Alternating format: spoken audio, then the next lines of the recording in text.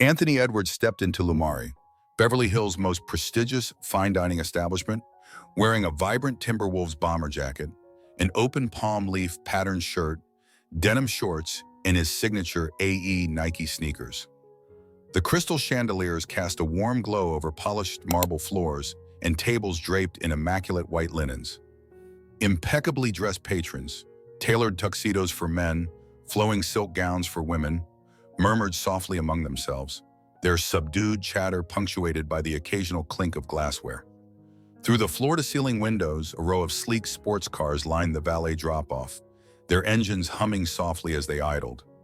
A few diners glanced up from their phones, eyes widening discreetly when they recognized the Timberwolves' rookie phenom. Outside, the late spring breeze carried the faint scent of jasmine from nearby hedges, mingling with hints of expensive cologne and citrus from upscale storefronts. Palm trees gently swayed under the soft glow of street lamps, their long shadows dancing across the boulevard. Anthony closed his eyes for a moment, absorbing the anticipation prickling in his chest.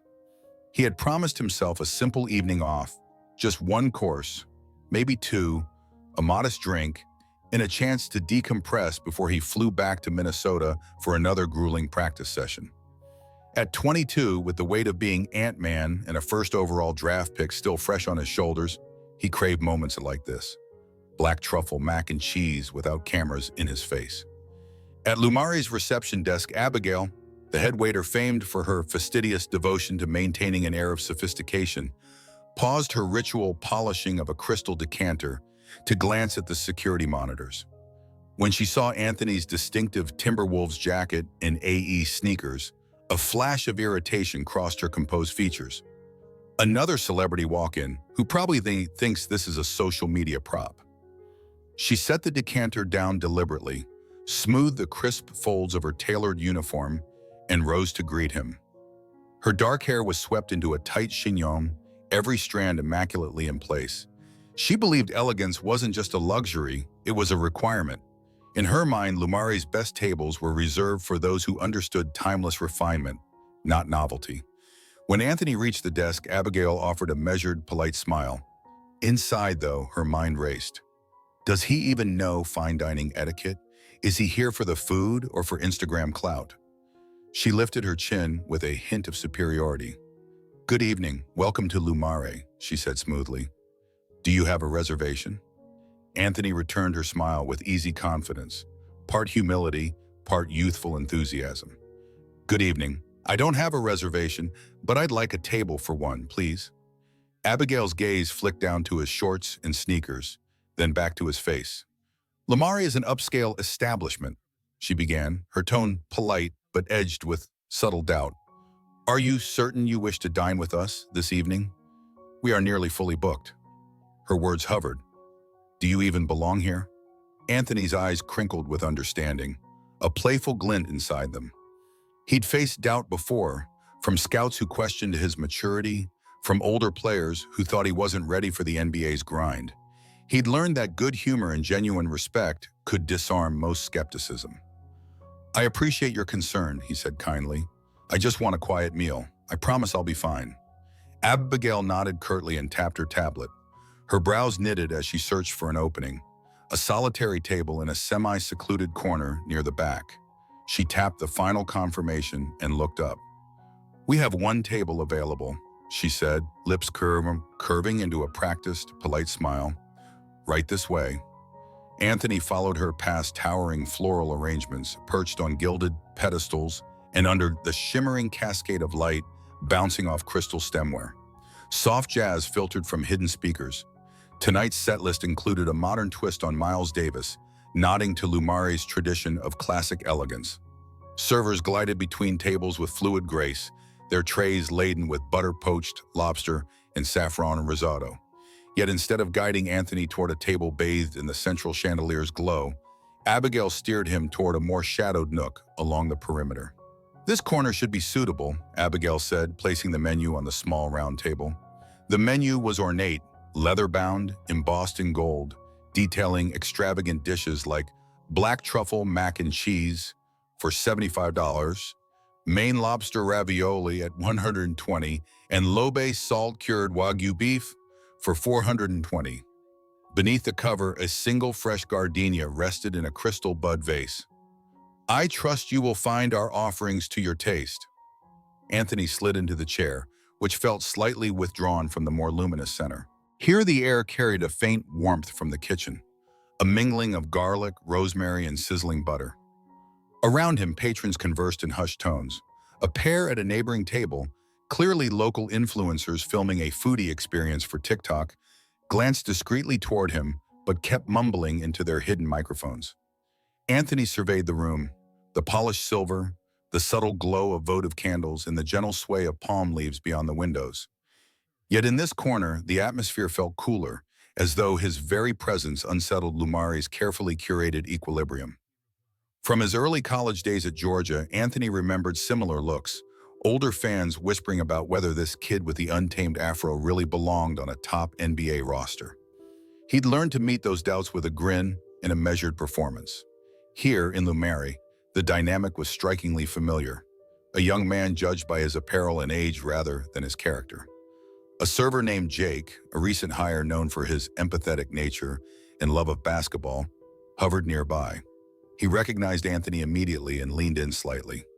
Still or sparkling water? He asked quietly, voice warm. Anthony nodded appreciatively. Still water, thanks. Jake bowed subtly and retreated to fetch his requiem. Meanwhile, Abigail returned carrying a sleek leather wine list. Her posture was regal, her expression cool. Sliding it forward with a slight flourish, she smiled, though her eyes betrayed a flicker of skepticism. Would you care for a guided exploration of our wine program? She asked. She flipped to a page featuring a 2015 Opus 1, priced at $1,200 per bottle, its tasting notes boasting black cherry, tobacco, and polished tannins. This pairs beautifully with our Wagyu dish. Anthony's lips curved into a polite grin. I'll have a glass of that, please, he said lightly, as though ordering bottled water in a casual bistro. Abigail's smile flickered in surprise. He's not even blinking at the price. That's unusual. She poured a single glass of the deep ruby-hued Opus 1, the light refracting through it as she placed it gently before him. I trust you'll appreciate its bouquet, she said crisply, then swept away to attend other guests. Anthony lifted the wine to his nose, inhaling its dark fruit and subtle cedar notes. He let it swirl before sipping, his eyes almost closing at the lush balance. It was a moment of luxury, yes, but he relished it more as a way to undo assumptions. Across the main dining area, murmurs spread. A woman in a sapphire silk gown whispered to her companion, "Isn't that Anthony Edwards? He's ordering Opus 1 like it's grape juice." Her companion, a sharply dressed financier, nodded. He's earned it, but I wonder if Abigail realizes how misjudged she looks right now. Near the entrance, a cluster of tourists froze when they recognized him. A teenager with a smartphone parted from the group, approaching furtively. Mr. Edwards, could I get a selfie, please? He asked, voice quivering with excitement. Anthony set down his menu and smiled broadly. Sure thing, he said, his youthful warmth disarming. They took a quick photo, and the teen bounded back to his friends, eyes sparkling. A ripple of hushed exclamations spread across the room as servers discreetly leaned in to catch glimpses. Abigail watched from a distance, lips pressed into a tight line. This was never supposed to be about clout. Lumari is about restraint. She strode back toward the kitchen stairs that led to the wine cellar, pausing to inspect several top-shelf bottles, hoping to appear busy. 20 minutes passed.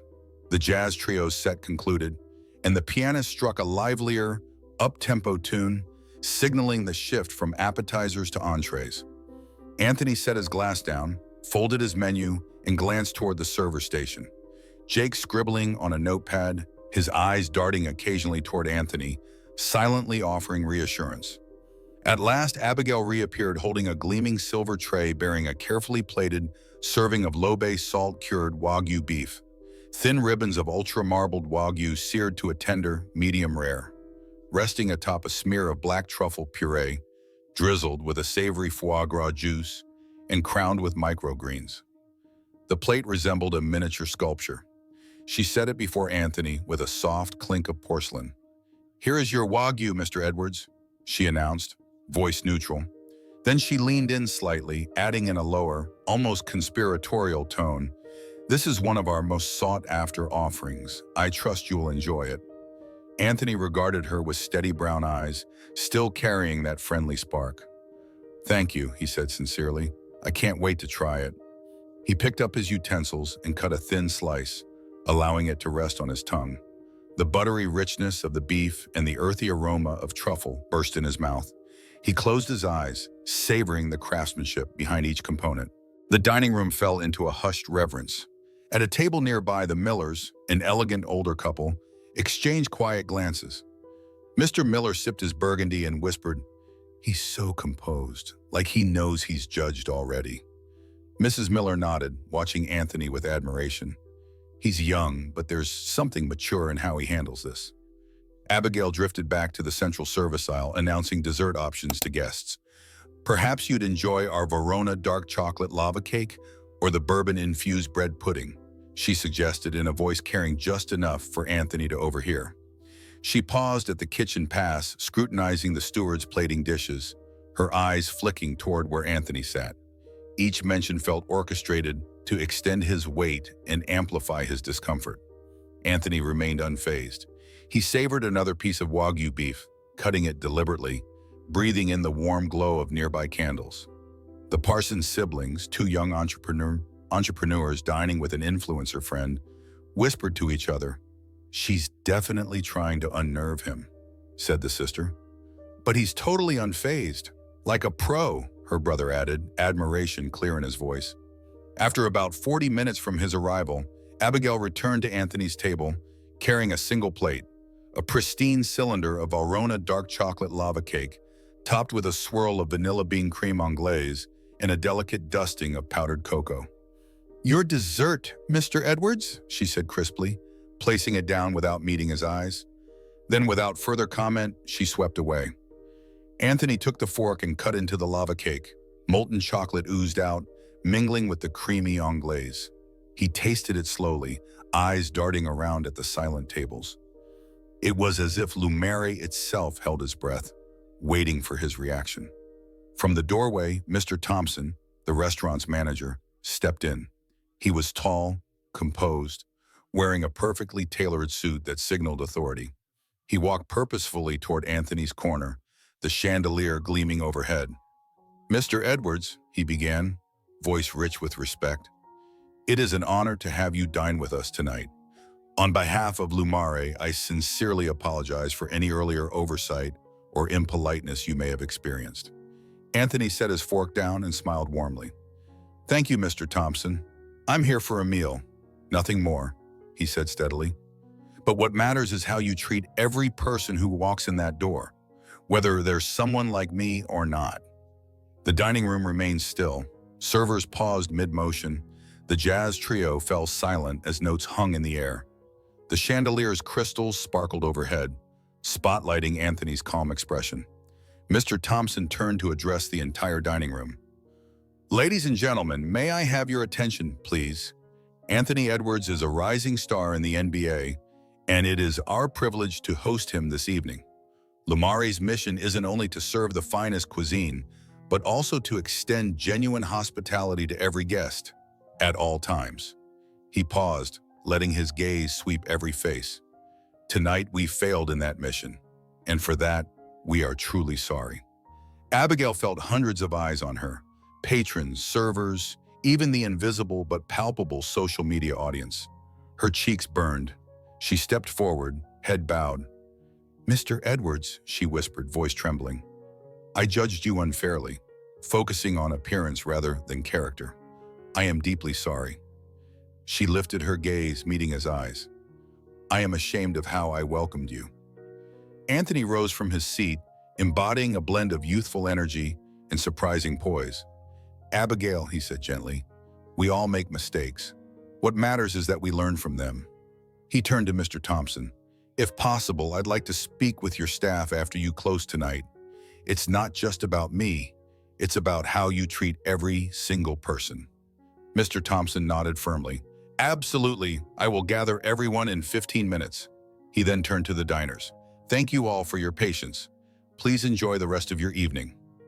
Anthony returned to his dessert, finishing the lava cake with deliberate care. He took a final sip of Opus One, allowing its plush tannins to linger on his palate. Candles flickered across his face, illuminating a gentle smile.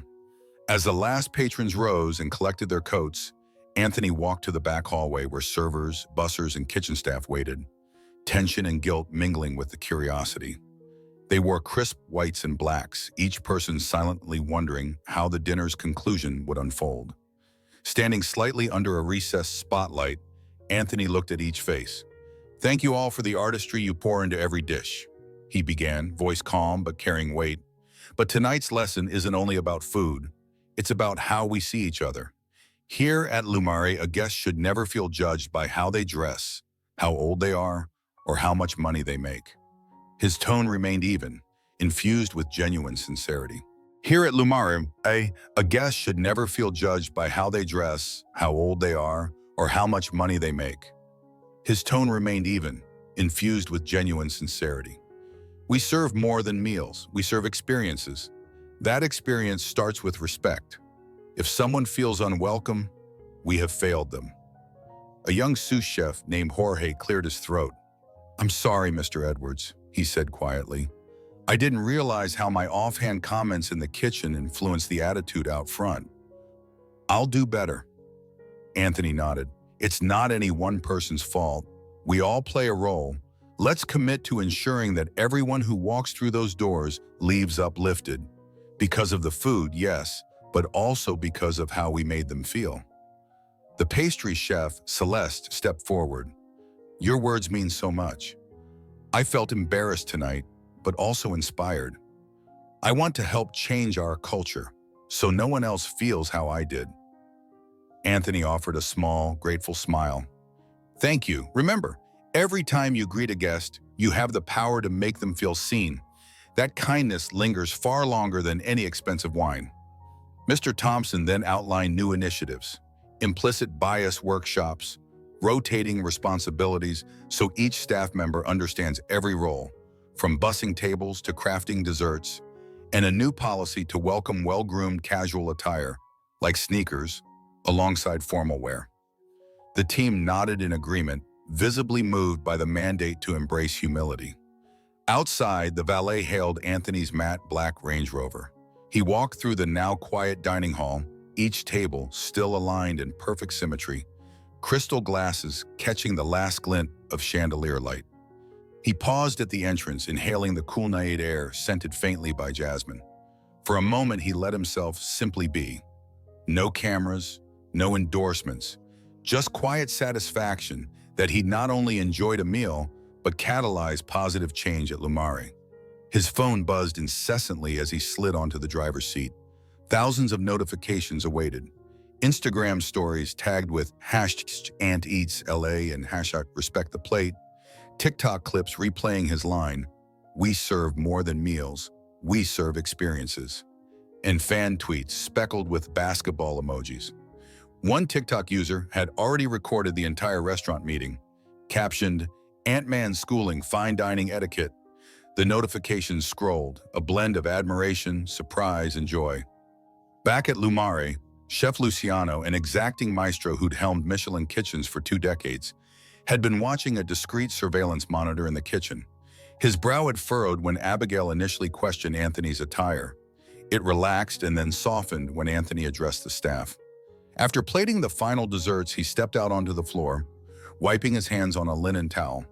"Team," he announced, voice strong, "tonight we learned more than any cookbook can teach us. Our duty is not only to ingredients, but to every individual who sits at our tables. Let that guide our service from now on." Abigail, standing near the pastry station, felt tears prick her eyes.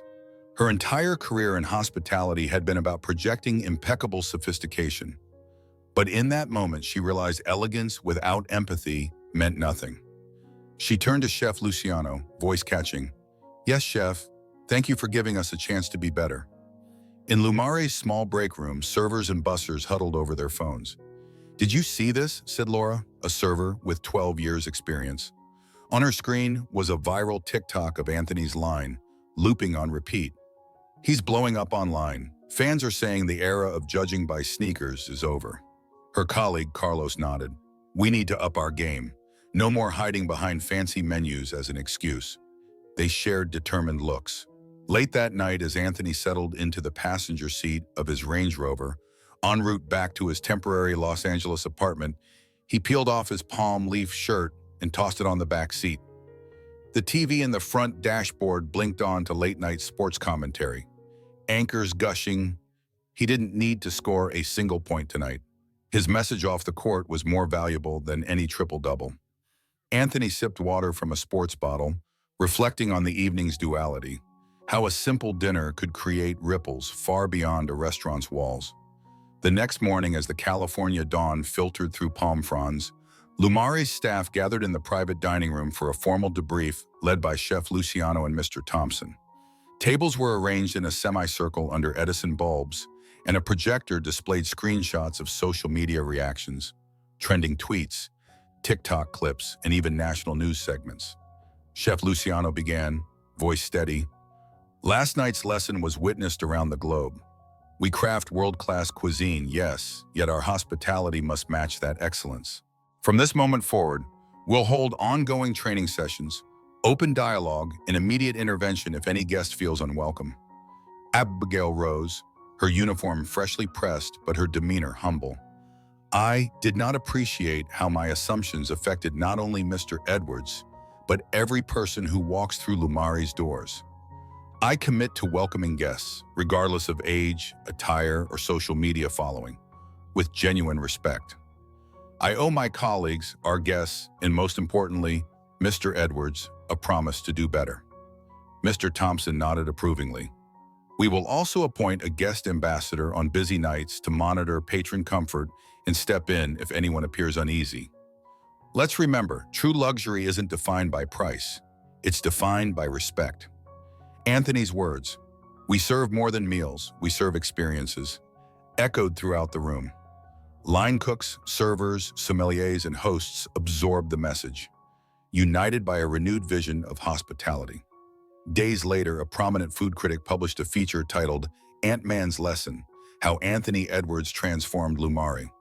The article described how Lumari's leadership embraced Anthony's challenge, introducing sneaker-friendly attire policy, mandatory empathy workshops, and even a Lumiere Live Instagram channel to showcase behind-the-scenes camaraderie. Photographs showed staff practicing mindful greetings and hosting a community outreach event at a local youth center. The critic concluded, Lumari's renaissance proves that excellence in dining lies not only in technique and ingredients, but in integrity of service. Thanks to Anthony Edwards, Lumari has evolved into a place where respect transcends style. On social media, hashtags like #AntEatsLA, #RespectThePlate, and #Lumar Reborn trended for days. Influencers reposted the critic's article, crediting Anthony's intervention as the spark Lumar needed to become truly inclusive. Aspiring chefs and hospitality students nationwide shared their own stories of overcoming judgment in fine dining kitchens. Months later, long after the incident, Anthony returned to Lumari for a celebratory dinner, launching Chef Elena as the new chef de cuisine. This time, he wore a tailored navy blazer over a crisp white shirt, paired still with his trademark AE sneakers, a nod to authenticity. As he entered, staff and diners alike erupted into warm applause. Chef Elena greeted him with a heartfelt hug. "Welcome back, Mr. Edwards," she said. "It's an honor." She led him to a central table draped in a deep emerald runner accented by white orchids. "We've prepared a special tasting menu in your honor tonight," Elena announced. Anthony nodded appreciatively. "I'm excited to see how far you've taken this place." Course by course, heirloom tomato tart, Maine lobster ravioli, porcini-infused risotto, and finally a deconstructed chocolate sphere. Anthony tasted each dish, noting the warm sincerity in every server's eye, the genuine pride in each plate. The entire experience felt reinvigorated, a tapestry of flavors woven together with newfound empathy. Nearby diners offered nods of recognition and gratitude, recalling the evening when Anthony first shared his lesson. After savoring the final bite of chocolate, a small glass of elderflower cider appeared before him. Anthony rose and raised it. To Lumari, he began, voice clear and heartfelt. May this restaurant continue to be a place where every person, no matter their background or attire, feels valued. I see tonight that you've truly achieved something remarkable. Glasses clinked in unison. As guests began to depart, Anthony stepped onto the starlit sidewalk once more. He paused, inhaling the sweet scent of jasmine carried on a gentle breeze. Memories of that first night swirled through his mind, Abigail's doubt, his own quiet confidence, and the transformation that followed. He tapped the remote for the valet's call and watched as his Range Rover rolled forward. Before slipping inside, he glanced back at Lumari's glowing facade, confident its warm light would continue to guide a path of genuine kindness. He settled behind the wheel, pulled out his phone, and recorded a short message for his followers. What I learned at Lumari goes beyond fine dining. It's about life. Whenever someone tries to judge you by how you look or how you spend, just remember your presence is more powerful than any assumption. Let's keep lifting each other up, one act of kindness at a time. He posted it with #RespectThePlate and #AntEatsLA, trusting that the ripple would continue to spread across locker rooms, dining rooms, and hearts worldwide. As his car glided down the boulevard, the night's hush enveloped him. A quiet reminder that genuine respect, once kindled, endures far beyond any single evening. Thanks so much for watching, everyone. I hope Anthony Edwards' story at Lumari, it reminds you that true respect transcends appearances, whether you're stepping onto the court or walking into a restaurant. Leave a comment below to tell me what lessons you've learned about respect and humility, and give this video a thumbs up if you believe kindness always comes first. Until next time, stay genuine, stay respectful, and I'll see you in the next one.